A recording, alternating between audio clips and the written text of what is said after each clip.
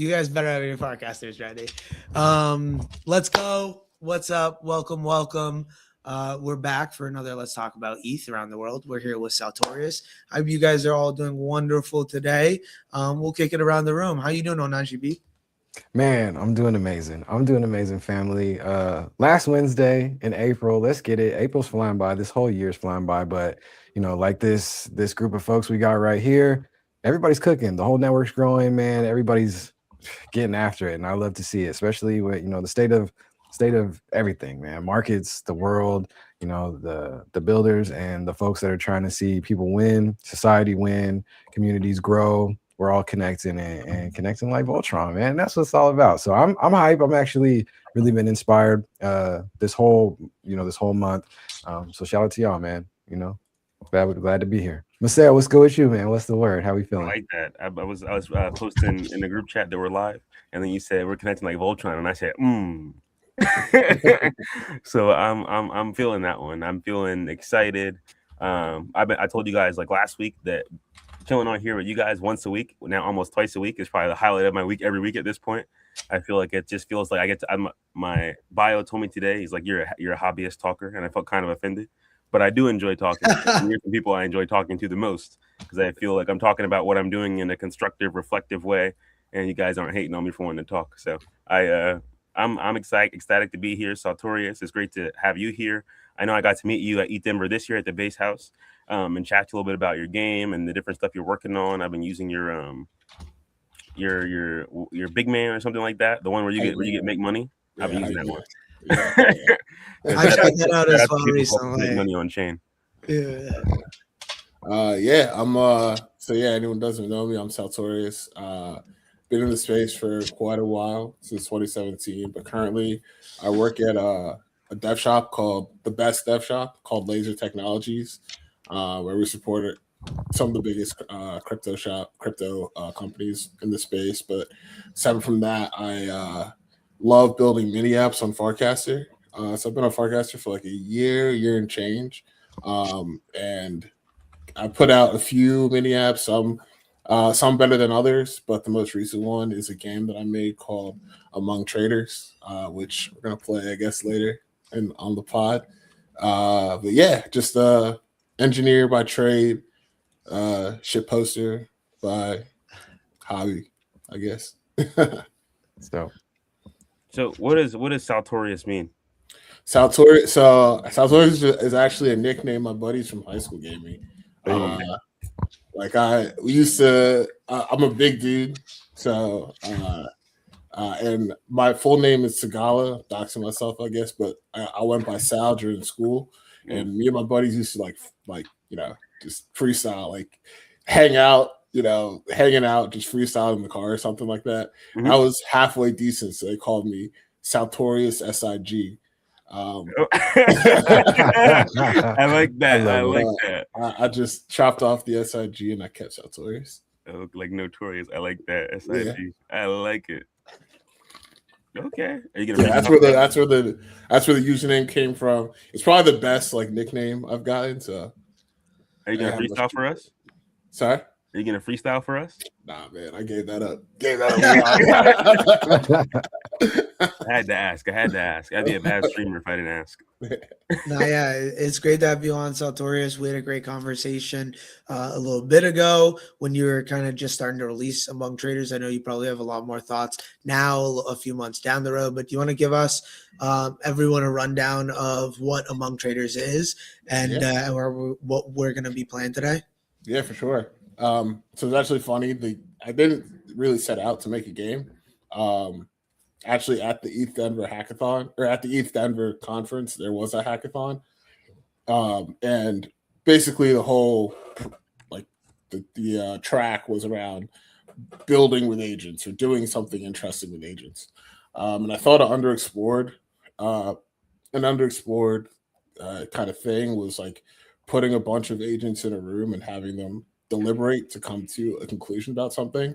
I've seen a bunch of stuff like that done in the past, and definitely with older, shittier models like GPT-3 days. There's something where these researchers from MIT made a bunch of agent personas and put them in like a Minecraft world or something, and they all like over time developed their own like personalities and motives and assigned each other jobs and did really like interesting stuff like that. So the original hackathon project was really just, can I put a bunch of agents into a shared space, a shared digital space, and give them a challenge and then have them complete the challenge. And that was kind of where it started. And then over the course of the week, it kind of through, conversations with a bunch of the other awesome builders who were at the based house, like Bribe, Maseo, Luciano, all the people who were there.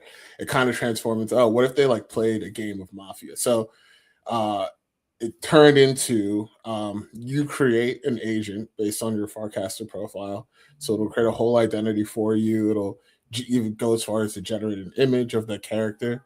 And you can join a lobby when the required number of people have joined the lobby. Everybody's agent is thrown into an XMTP server, and one of the agents is the killer. The killer agent is basically trying to survive to the end, so knocking off other people's agents one by one until they're the last one standing. And all of the other agents are trying to put together the clues that the killer leaves behind and the clues of the overall environment and scene to try to deliberate and figure out who the killer is. And as a user, as a player, you control your agent's context pretty much. So there are 7 classes. And you can see more of this when like we actually play. But there are 7 classes, each have different sets of actions and 4 verbs: expose, investigate, deceive, and protect. And each of the 4 verbs has 4 actions that are different per class. And each one of those actions essentially boil down to, am I strengthening my agent's context or am I poisoning another agent's context? So so you can like set traps, expose people, deceive people. If you're the killer, that works really well. And then if you die, there's another mechanic where you can play as a ghost. So you can leave clues through like messages, like text messages or like voicemails or some. It depends on the scene and the setting and the class that you're playing, but each class's ghost variant has mechanics that kind of help the people who are still alive. And yeah, the object is, if you're the killer, you win. You win. If you're the killer and everybody dies before they figure out it's you, you win. If you're the town and you figure out who the killer is before they kill everybody, then the town wins. So that's pretty much the game. It's like what I was going for is. Hang on 1 second. Sorry, my wife. You're totally good. I know that call. Yeah, no, for sure.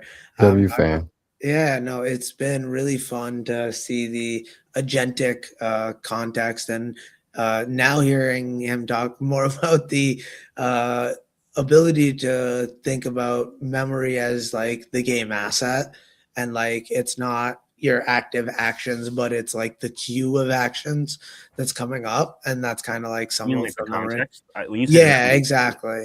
Yeah, the context. I was intrigued by that. I was like, oh, you get to poison their context. I feel like that's the whole like propaganda machine universe, right? It's like, oh, we're about to mess them up right now. We're about to mess up their context, and it turns into sheep.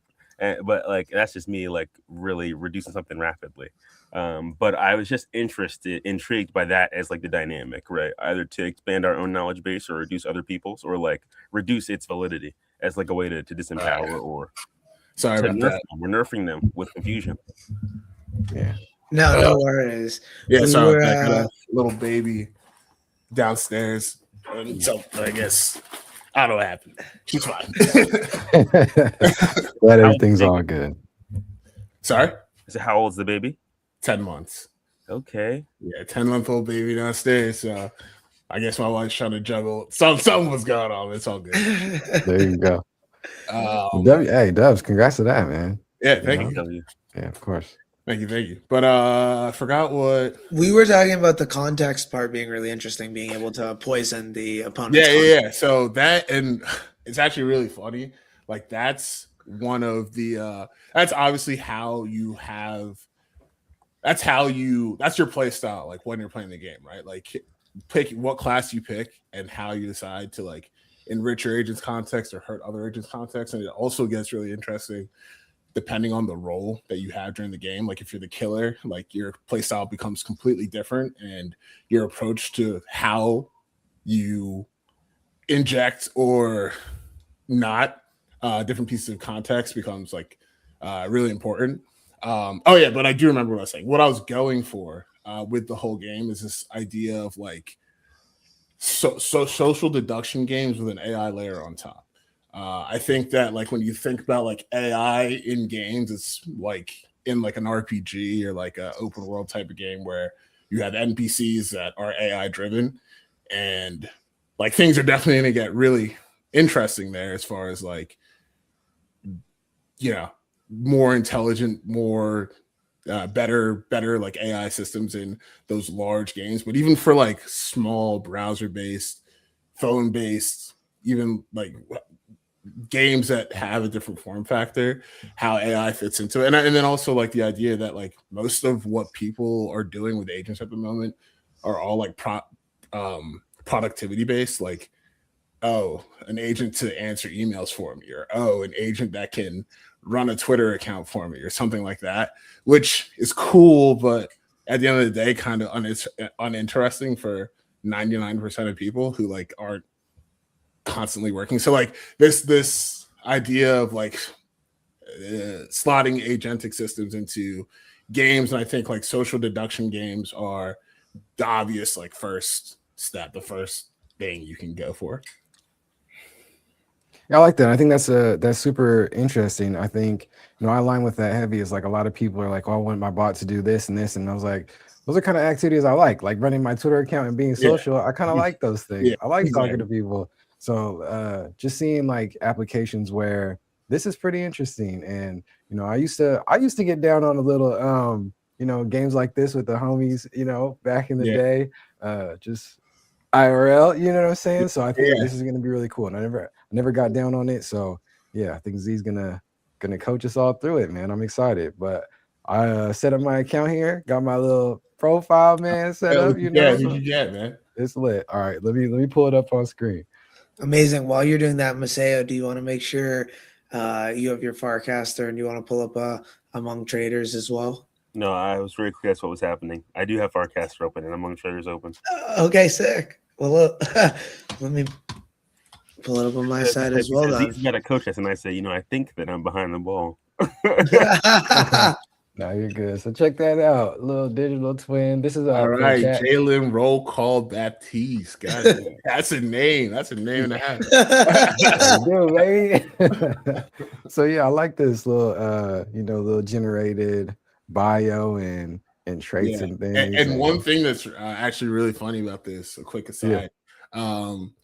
If you hit read more and read your character bio, you might find it scary accurate to how your actual like online persona is. So we did on the first couple of days.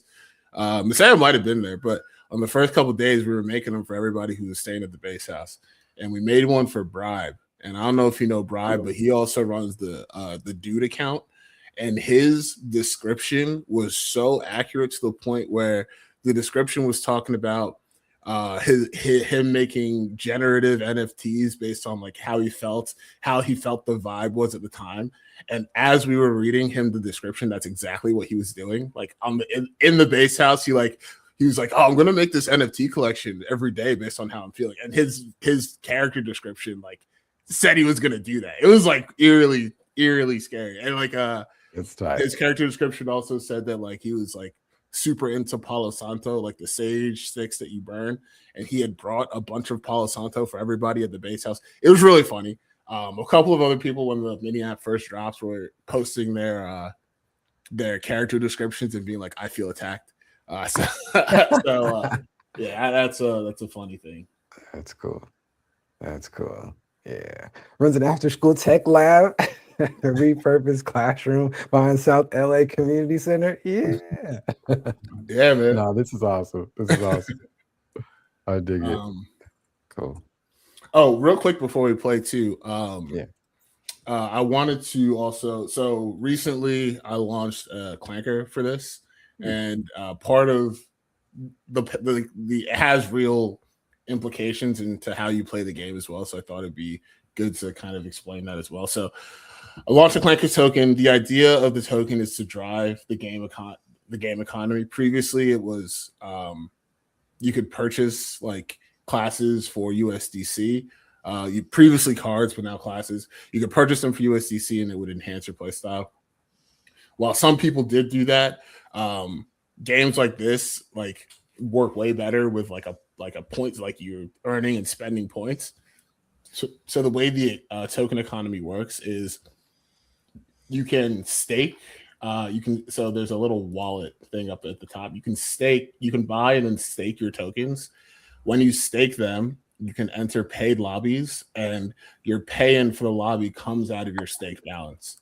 So let's say you stake 50 million tokens and you join a lobby. That's a 1 million token entry. It takes the 1 million from your token balance, so now you have 49 million staked. And if you win, your winnings get added to your stake balance, and if you lose, they obviously get subtracted from your stake balance.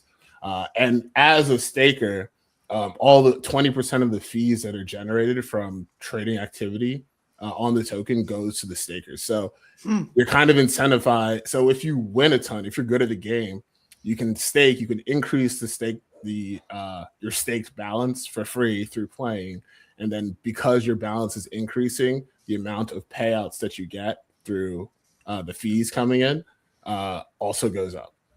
So it's like a culmination of all of the different like things that I've learned in building mini apps. I think it's a kind of a nice system. If it works, if it works is all dependent on how much volume is driven to the actual token. But working on different things to do that. But yeah, basically to participate in the game economy, buy some tokens. You can stake them. Staking them enables you to join paid lobbies. And then based on your performance in the paid lobbies determines if your stake balance goes up or down. And if it goes up, then you earn more ETH through fees coming in. Interesting. Yeah. ETH. I love that. I think there's a lot of things we could touch on in that, let's talk about ETH. So I just started a lobby, and while we got people joining in with the three of us, and then I asked Saltorius to potentially pop in a couple other AI agents so we could play with a 6-person lobby here. I'll cast it out too. Yeah, so we can wait. But while we're doing that, I would love to touch on some of the parts of the ecosystem there you touch on with ETH, right? Like your token itself launched on Clanker, a token launchpad that's on Base that has ETH as the token that you're buying and getting money from. Then you also chatted about XMTP, which I think is a great thing for us to dive a little bit more into, and like what's super powerful there on the protocol level. And then Farcaster as a whole, for social graph, for your AI agent to actually be able to create characters that are scary accurate, and the ability to use a social graph. So I'd love to touch on kind of like those three things of this as we're starting to get it ready. And then Onaji, if you want to share my screen. Yeah. So I guess the first thing, so Clanker is kind of instrumental to like this whole thing working the way and I think we're talking about sort of using fees in your project to do more than just collect revenue. Clanker makes it super easy. So the way that I personally set it up was when you launch a token, you can select wallets that get distributed fees, and you can even break it down by percentage. So I have the 1% going to me for like operation expenses, paying for all these tokens and stuff like that. And then I had the other portion going to a smart contract that I wrote where anytime fees are claimed, the WETH goes directly into the smart contract. And and then it gets distributed to the stakers based on how much they have staked. So it's a completely like hands-off system. Anyone can claim the fees. I don't have to be the one to do it. If you just go to like the token page and on Clanker, anytime you hit claim fees, it goes right to the staking contract, and that staking contract is set up and locked. I can't do it. It's an immutable contract, right? So I can't do anything with it. And it's part of the larger game contract that also handles locking and unlocking, like staked balances. So it's all on chain, all viewable for all to see.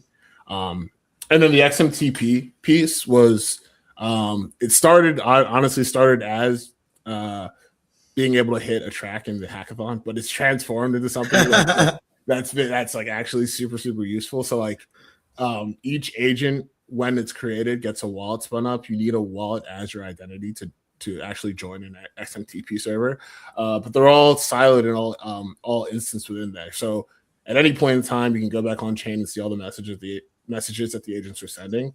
But then also for like orchestration on like the server side, as far like the technical implementation side of things, it makes it really easy to feed all the context back into the agents without having to set up my own like server or WebSocket to be able to ingest and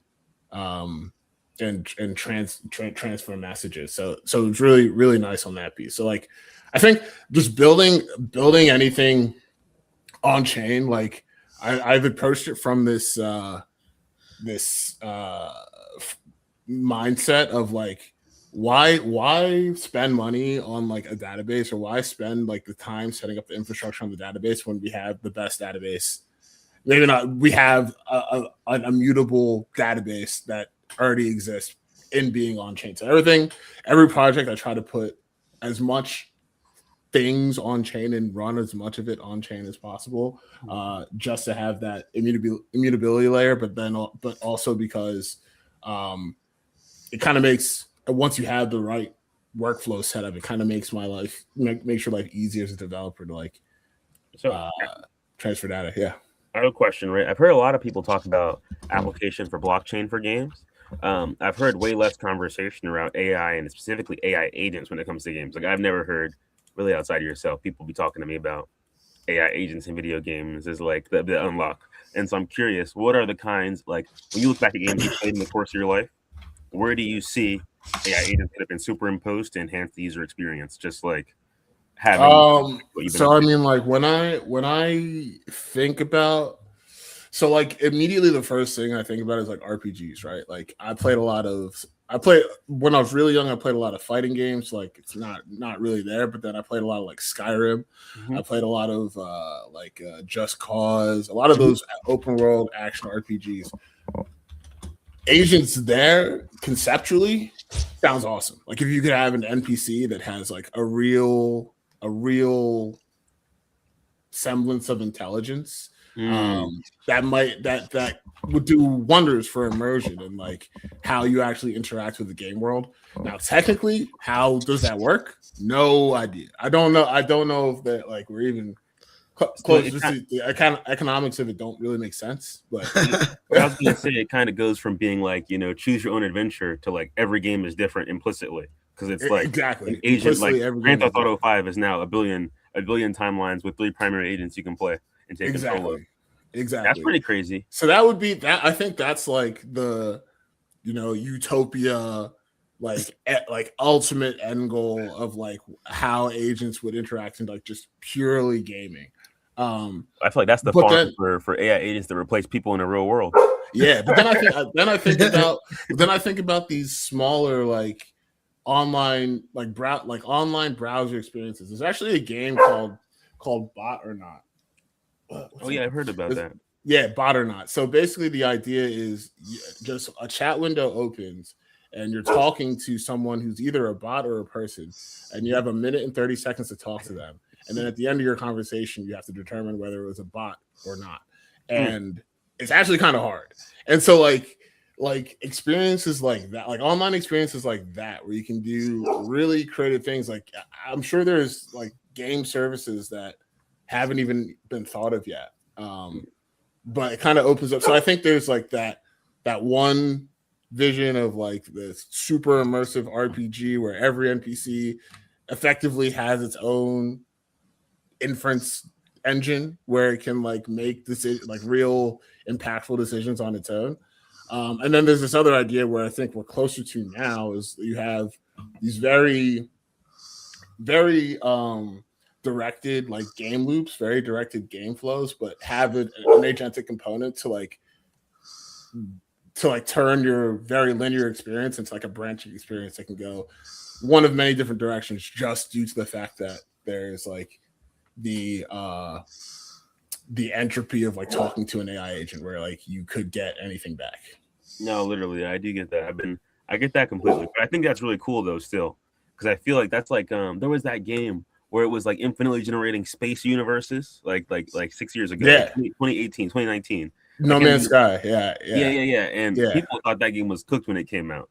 Yeah. But I feel like this is like what that would look like really at scale and like with like a render that's like instantaneous, you know, and actually driving nuance and where the entropy is, you know, as small as the fees on an L2. Yeah. That's Okay. cool. I appreciate you entertaining my question. Nah, that's a good question. Okay, I joined with we got 6 in there. Okay, do you want to pull it up? Let's go. Absolutely. Shout out to The server is gonna wait a minute so that the last person who joined can choose their class. But yeah, if you hit open change class, there are 7 classes plus 1 bonus class for a little thing that's going to be happening at the end of the week. But yeah, each class has a different play style. You can see all of the classes if you go to this URL. Wait. Oh, I am in the lobby. Okay. I thought it was telling me I was You out can of the lobby. see That's kind of that URL has a list of all the classes and their abilities. But the game should start up in about a minute. Awesome. So yeah, this is my game engine. So How hopefully many rounds of this have you played already, Z? I haven't played a lot because there was a period of time where I couldn't play because my elo was too low. But I think Saltorius changed that. Yeah, I did change it. Yeah, because I just couldn't get in a game because of that. But okay, Sold safety as a luxury amenity. One stolen credential ended that illusion. Doors sealed, routes narrowed. Every corridor became a checkpoint. Under red light, everyone learned how quickly certainty can turn. Then they found the first body. All right, boom. So throwing right in, that was like a little intro video to set the setting, set the scene. That's kind of cool. So Yo, as soon as they start deliberating, your action wheel is going to pop up. And so to explain basically how like the core game loop works is you have these influence points up top. So every 12 seconds, you get another influence point. And then you can spend them on actions. So every action costs a certain amount of points. And so you're basically deciding whether you're going to spam a bunch of cheap actions. Rhea Vale, event steward, is found dead near a restricted passage. Hey, yo. Security lockdown conditions have broken timelines, and key witnesses disagree on the last clean minute. So now the agents start deliberating. You start with 2 influence points. Then if you open up your actions wheel, you have 4 choices that you can make. So you might not be able to play anything yet, but the way it goes is you pick an action, you pick a target, and then you pick what you want. is this the cost? So no, that button right there is your special. Each class has a special. The cost, if you Can I go back or okay? I just if you go back is in the top right. I see. So if you do like investigate, for example, or any one of them, and then click on your target. Oh, I see. And then the cost is at the bottom of this card. Oh, I see. Yeah. Okay, cool. This is interesting. I might get And hooked. then so you can follow along what the agents are saying. So the agents themselves have agency in that they can read the room. Basically, they have access to all public. There's public and private information.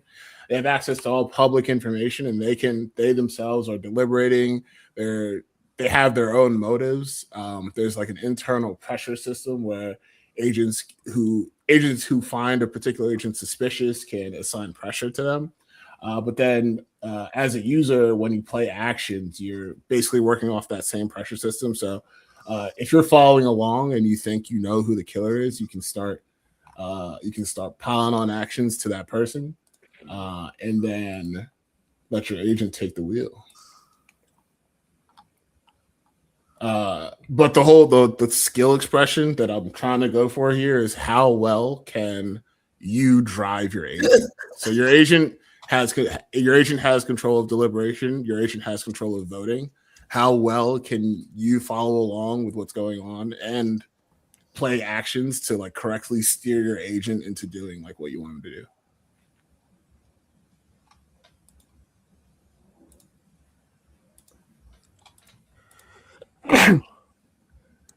Bless you. Bless you. Okay. I think it would be funny if we read these in our characters, but because my voice was going off, but that was because I was spamming actions. Maybe I wasn't supposed to do that.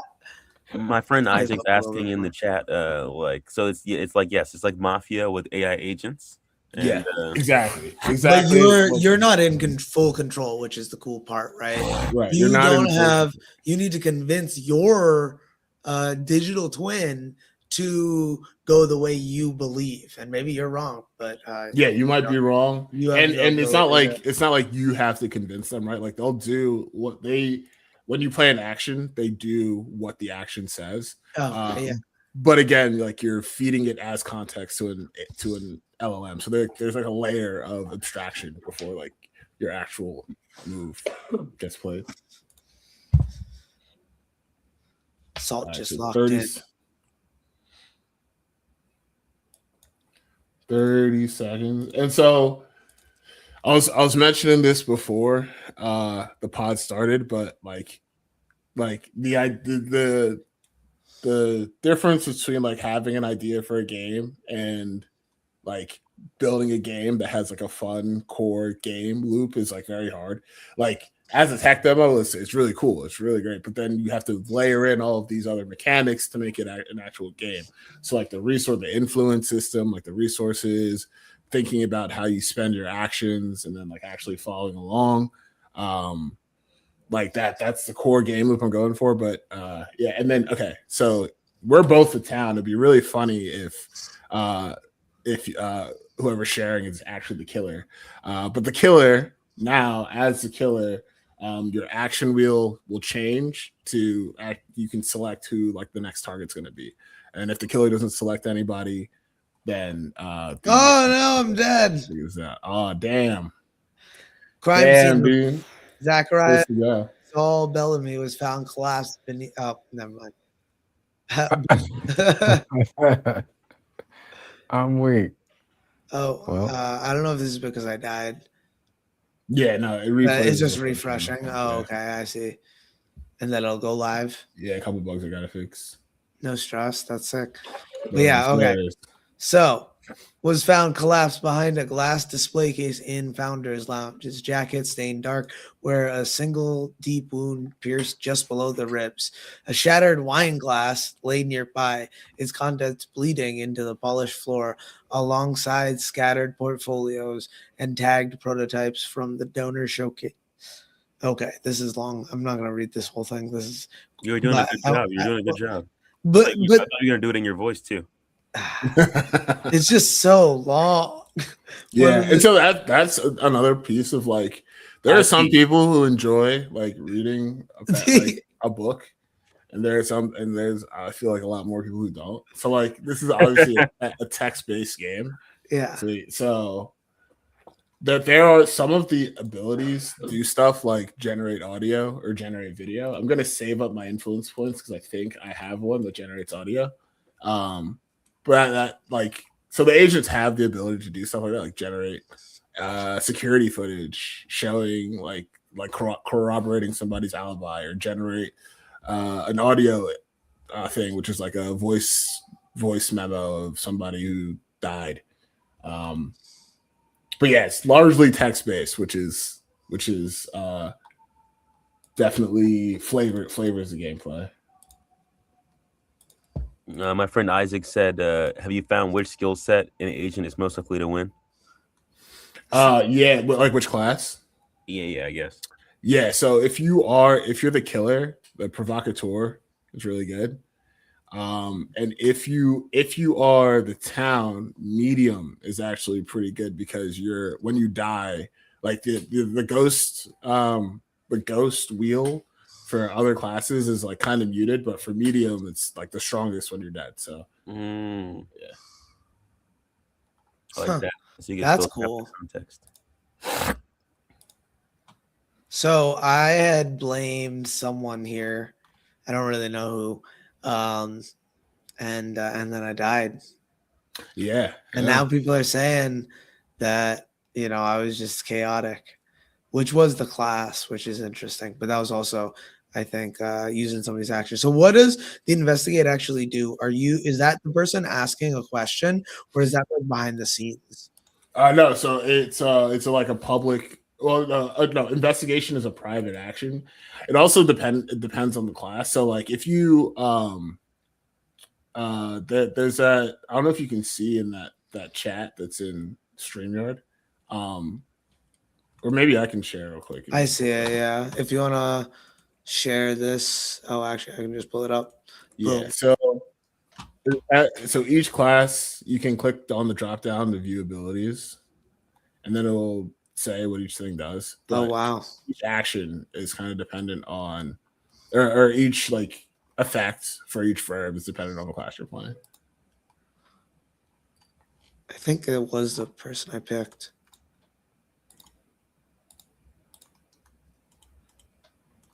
Very cool. I will switch back. And so now people are voting on who to take off, right? Marlon has the most heat on him. Yeah, Marlon's done. Marlon's dead. Rip Marlon, is that you, Mateo? I've been eliminated. Yeah, bro. R.I.P. me, huh? GG's R.I.P. in peace. Sheesh. Now I feel like it's one of you too. I'm so confused. I'm not gonna lie. You were voted off by the people. The people thought you were suspicious. No, he was killed. Oh. He got killed. The killer Yeah. killed me, right? So the vote. So that happened after the vote. I So see. we're The both vote is only if confused. it's That's what I heard. successful. I see. Yes, we're both confused. But I'm I still just said, confused. I was "Dang, got killed my off boy." by the killer in secret.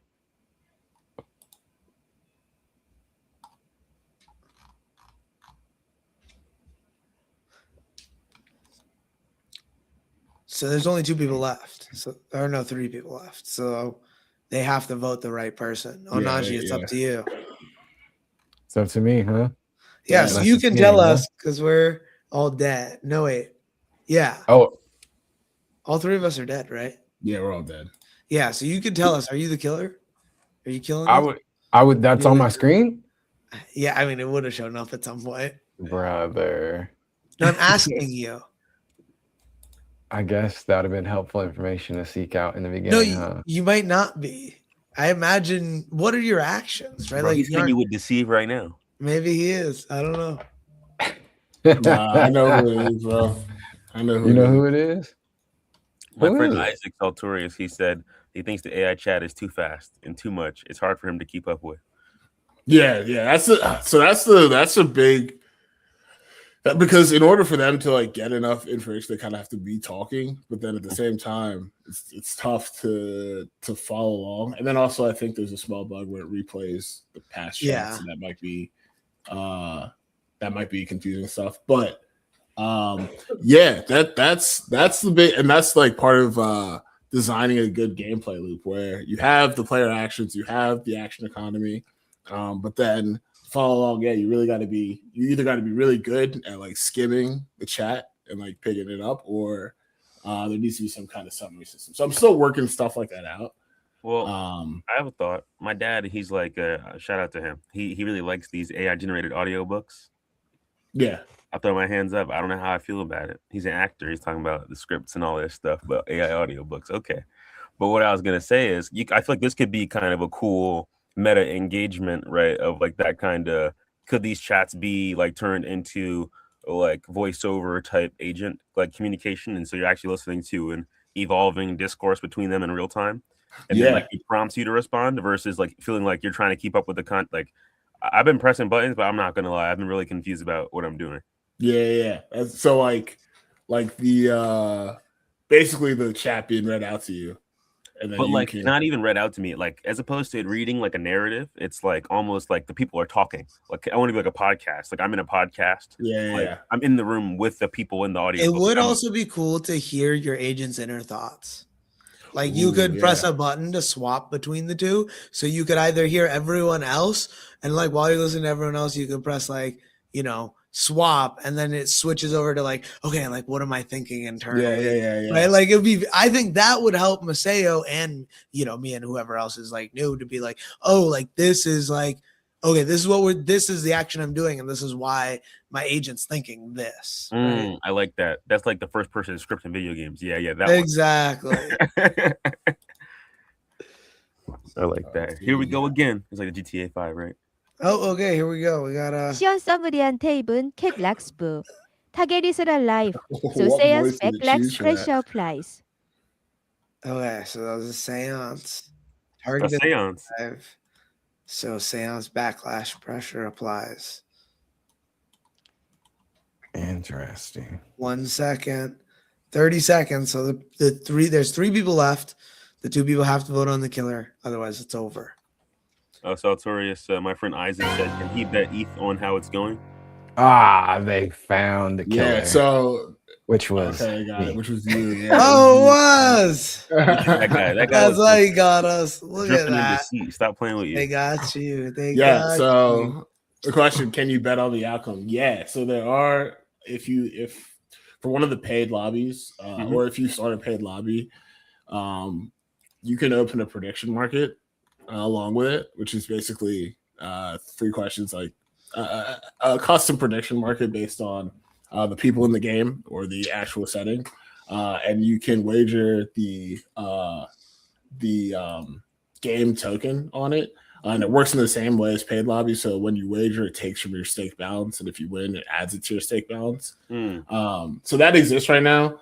I think it's a little underutilized, just because I haven't like serviced it all that well. Another thing I wanted to do was like leverage snaps, so that like when a game starts, a snap gets posted to the timeline, then people can just like YOLO bet on the prediction market, something like that. But I think like before any of that, I'm still working out the game loop, right? Like there are things that there are pieces that are interesting, which is mostly, I think, fucking with your agent's context. But then the delivery to the player is like, it's this weird combination of things have to be, you need enough information to actually give the AIs to be able to play the game, but then you need to streamline it enough to deliver it to like the person playing. So yeah, that's all in all, it's kind of hard to make a game. No, but it's kind of cool because, even when you were saying that, it made me go back to like, Zal, I really like what you said about like the inner thoughts. I think that's way better than what I said. I have another idea on top of that. Before you even go there, I was going to say that I think then like that snap could be like the game commentators, like you're actually in a third person window and they're talking about what's going on. So you're still getting like a chat conversation that's not like a lot of stuff to ingest. And now you're almost like a poly market on the likelihood of certain outcomes happening that are inevitably only possible given certain things happening to make them possible. But people could still gamble on things they make up themselves, and how could that influence the agent's choices and the context in the game? I don't know. It could be kind of arbitrary, but it could be cool if that market could actually influence the game in a randomized kind of way. I love it. Yeah, no, I was thinking it would be really interesting as a user.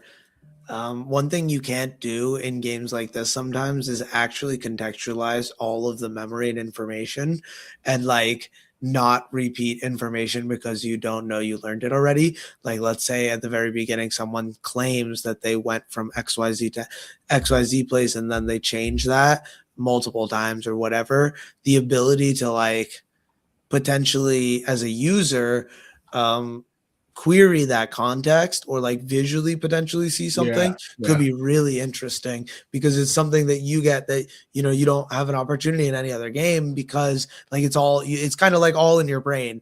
So like having some kind of documentation and visual like representation of like what context you have learned by asking things, I think could just be beneficial too, right?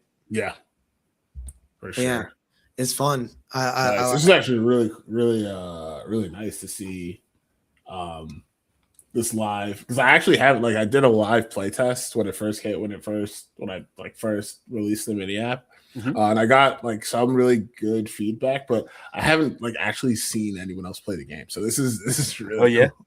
Yeah, we're in here. Hell yeah. Well, I was curious if you wanted to share any last things, any last final words, Saltorius, as we're getting to the end here, or any other questions from B or Viseo. I have questions, honestly. So, but if you want to say final things about the game before I kind of shift gears. Yeah, I guess final things about the game. A lot of work was done up front to like make the economy and the ecosystem work. And so, you know, as I learn more and as I get more feedback, game loop is going to improve. And I think that like this is a very new sort of, I think the surface area for like these agentic experiences within games are something that's super underexplored. And I'm excited to do that. But more generally, I've said this 100 times on a few different podcasts. Farcaster is by far the best place to build. You can have an idea or something and have it up and running in a couple of days, and then get your first 100 users a couple of days after that.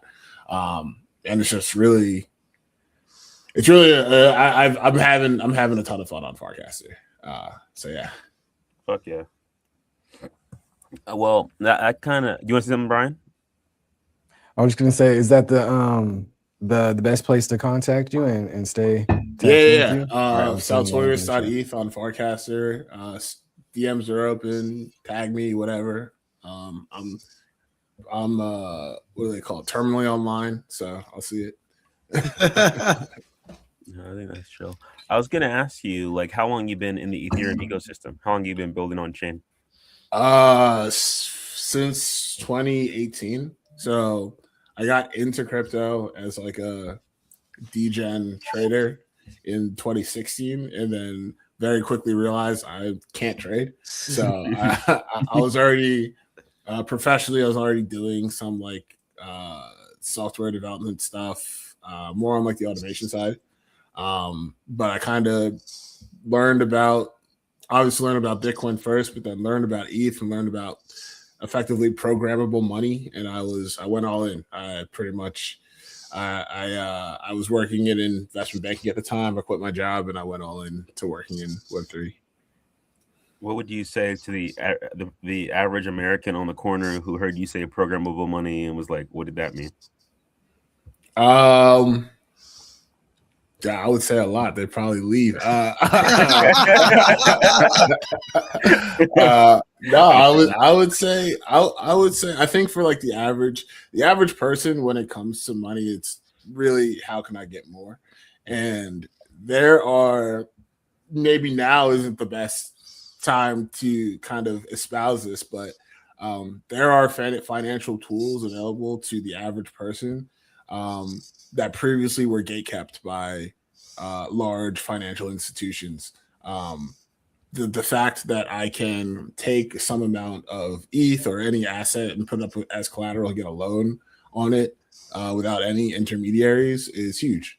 And the fact that I can, lend out my assets and get a real return on it better than any bank account would ever give me, that's huge. And I think that for the average person, obviously we have a bit of ways to go as an industry to like really, not only on the security side, as we've seen with like all the Aave stuff and the layer 0 stuff over the past couple of weeks, but also on the usability side, but then also, the education side, like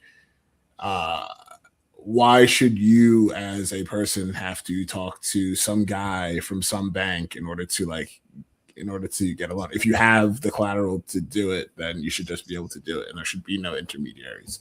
So that's the biggest sell for me. That's what I tell my family at Thanksgiving when they ask what I'm up to. I'm like, you ever heard of crypto? But yeah, that's my pitch. I love it. I appreciate that. And then I have one follow-up, right? Because this podcast, I kind of initially was thinking, right, who benefits from how Ethereum is being built, and is this technology fulfilling on its mission? It's kind of like a through line. We hit some episodes and miss others, but I've been thinking a lot more like, how do we kind of make sure it's consistent? So I'm curious for you, do you feel like Ethereum's doing what you think it was designed to do? Broadly, yeah. On a broad sense, yes.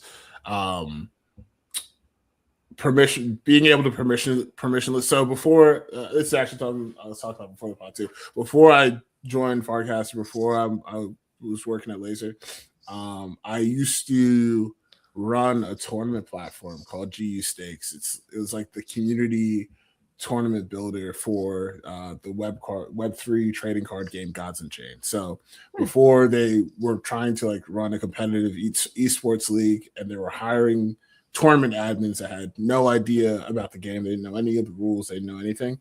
So the integrity of like the actual matches was pretty low. Like someone would cheat and the moderators wouldn't know like the rule set, so they would like get moved on. So I built a tournament system that basically plugged into the game's API and like had concrete like code rules that allowed or banned certain sets, or like basically moderated the game for the community.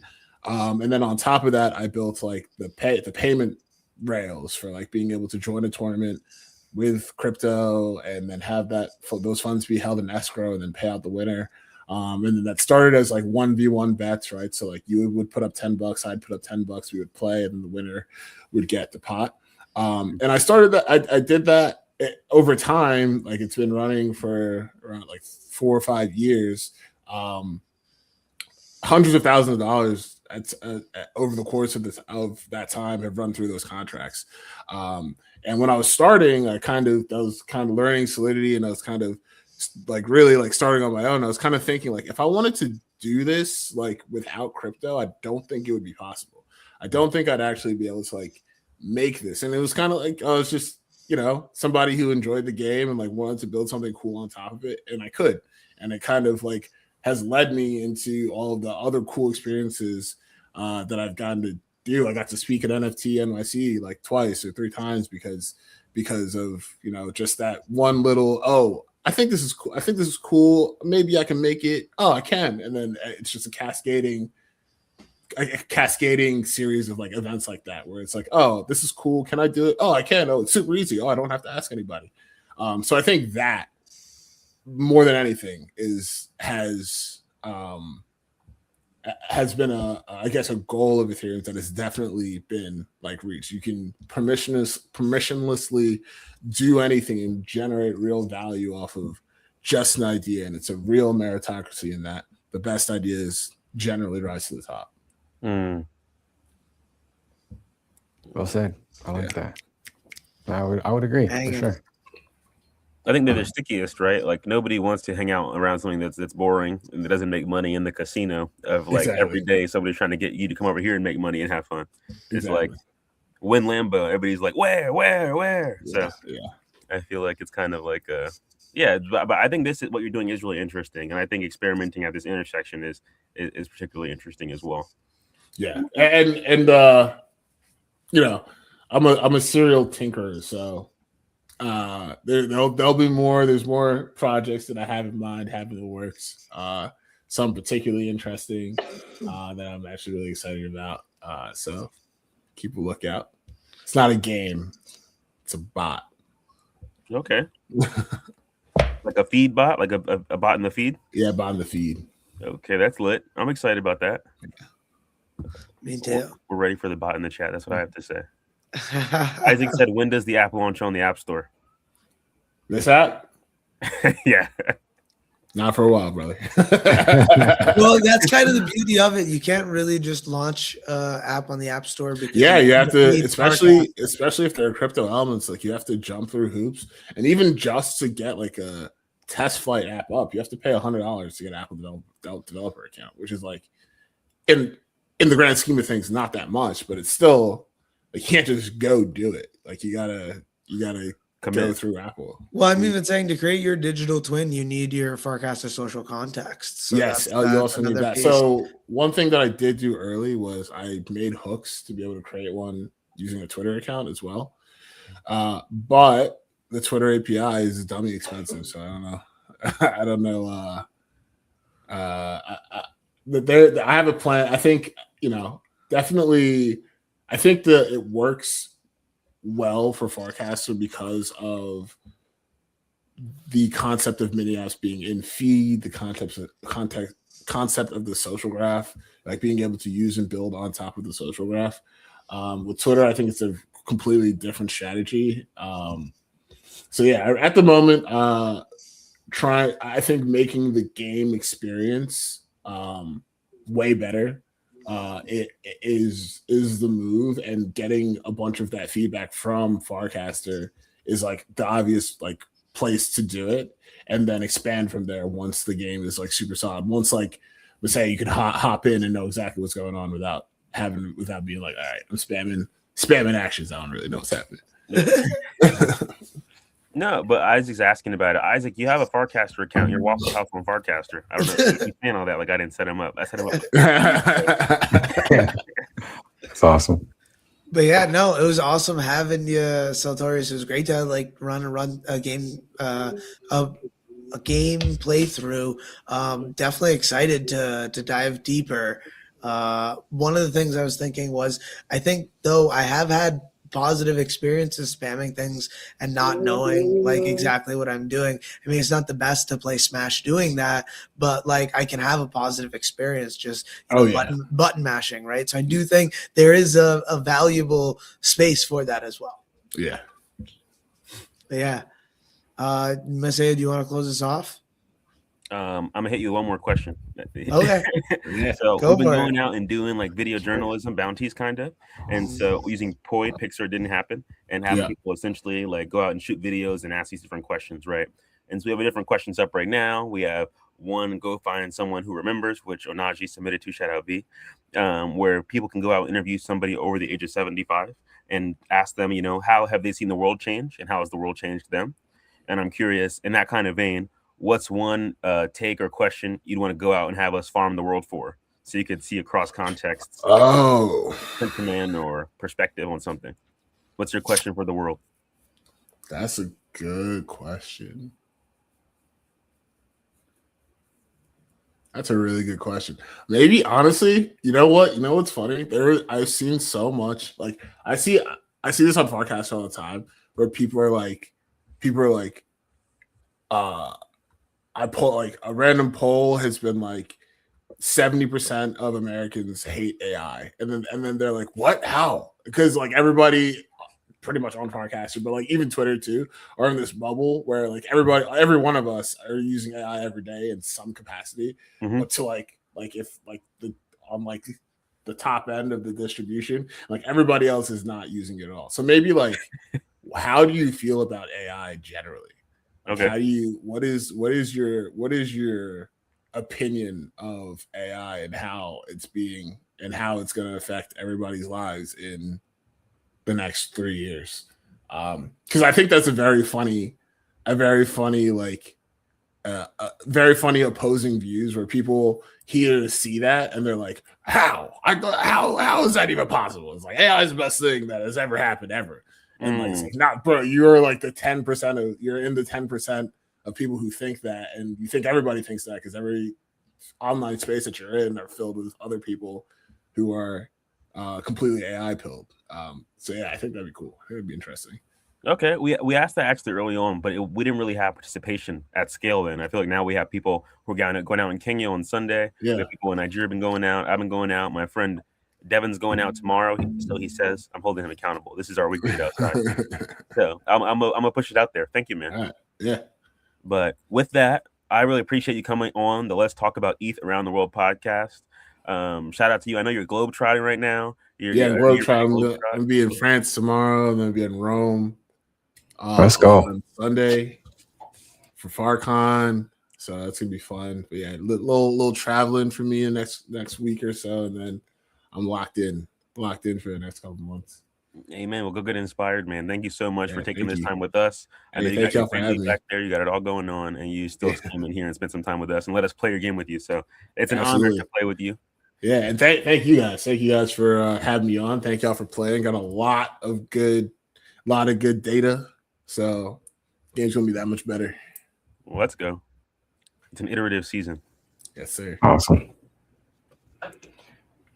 All right. I guess I should count us out. Thank you, everybody, for coming and watching another episode of Let's Talk About ETH Around the World. We're having a good time. We're having a good conversation, and we're letting people know the world computer is here to stay and make a big difference. Let's go. Thanks for watching. Peace. All right.